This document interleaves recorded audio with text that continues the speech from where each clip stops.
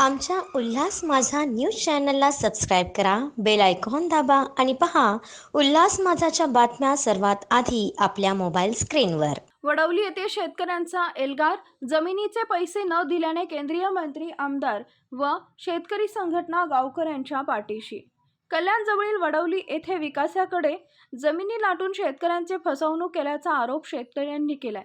विकासकावर कारवाई करत वडवली कोळीपाडा शेतकरी संघर्ष समितीतर्फे आज सभा आयोजित करण्यात आली होती। या सभेसाठी केंद्रीय पंचायत राजमंत्री कपिल पाटील, आमदार विश्वनाथ भोईर, विधान परिषदेचे आमदार रमेश पाटील यांनी शेतकऱ्यांना मार्गदर्शन केलं। या सभेत केंद्रीय मंत्री कपिल पाटील यांनी शेतकऱ्यांवर अन्याय होऊ देणार नाही, संबंधित विकासकाशी चर्चा करून मार्ग काढू असं आश्वासन शेतकऱ्यांना दिलंय। शेतकऱ्यांवर अन्याय होऊ देणार नाही हे मात्र निश्चित। शेतकऱ्यांची जागा कोणी लाटण्याचा प्रयत्न करत असेल तर अन्याय होऊ देणार नाही असं स्पष्ट मत व्यक्त केलंय। वडवली ह्या परिसरातल्या 4 गावांच्या शेतकऱ्यांच्या बाबतीतला विषय 2007 सालापासून हे लोक संघर्ष करतात। ह्या लोकांनी धर्मेश जैन या बिल्डरला ही जागा डेव्हलपला दिली होती। डेव्हलपला दिल्यानंतर त्यांनी इंग्लिश ॲग्रीमेंट दिल्यामुळे या शेतकऱ्यांना वाचता आलं नाही, कशावर सह्या करतात हेही माहिती नाही।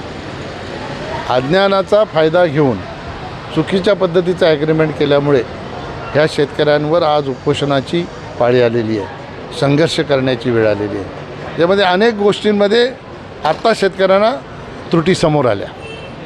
म्हणजे ॲग्रीमेंट डेव्हलपमेंट केल्यानंतर, रजिस्टर ॲग्रीमेंट केल्यानंतर त्याच्यामध्ये किती मुदतीमध्ये शेतकऱ्याला त्याचा परतावा द्यावा याचा उल्लेख नाही। TDR जो महापालिकेकडून मिळाला तो TDR ही त्यांनीच घेतला।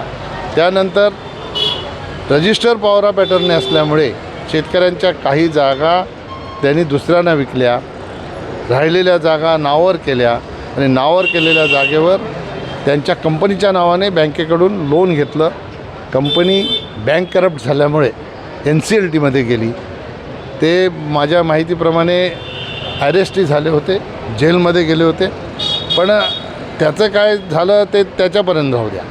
पण एवढ्या मोठ्या प्रमाणात शेतकऱ्यांची फसवणूक झालेली असताना प्रशासनाच्या माध्यमातून ह्या गोष्टी सुरळीत व्हायला हव्या होत्या, तर प्रशासनाचंही त्याच्याकडे दुर्लक्ष झालं होतं। निश्चितपणाने आता हा विषय आमच्यापर्यंत आलेला आहे। आमदार विश्वनाथ भोईर आहेत, आमदार रमेश पाटील आहेत, आम्ही तिघांनीही या ग्रामस्थांना शाश्वत केलेलं आहे। जे पॉईंट आहेत त्या पॉईंटवर एक एक करून चर्चा करून नेमकंपणानं आता शेतकऱ्यांना त्याच्यामध्ये काय हवं याची चर्चा करून संबंधित इसम जे डेव्हलपर आहेत त्यांना बोलवून चर्चा करून याच्यातनं काही मार्ग निघतो का हे आधी तपासलं जाईल। त्यानंतर काय भूमिका घ्यायची हे निश्चित आम्ही ठरवू, पण शेतकऱ्यांवर अन्याय होऊ देणार नाही एवढी गोष्ट निश्चित आहे। विनाकारण जर कोणी शेतकऱ्यांची जागा लाटण्याचा प्रयत्न करत असेल तर ही वडिलोपार्जित संपत्ती शेतकऱ्याची आहे। शेतीशी शेतकऱ्याची ही नाळ जोडलेली असते आणि म्हणून शेतकऱ्यावर जेव्हा अशा प्रकारचा प्रसंग येतो तर त्याच्या घरामध्ये मयत झाल्यापेक्षा जास्त वेदना आणि देणारं दुःख त्याच्या घरामध्ये हे अशा गोष्टींमुळे येत असतं आणि म्हणून आम्ही सगळे शेतकऱ्यांच्या पाठीशी आहोत। आमच्या उल्हास माझा न्यूज चॅनलला सबस्क्राईब करा, बेल आयकॉन दाबा आणि पहा उल्हास माझाच्या बातम्या सर्वात आधी आपल्या मोबाईल स्क्रीनवर।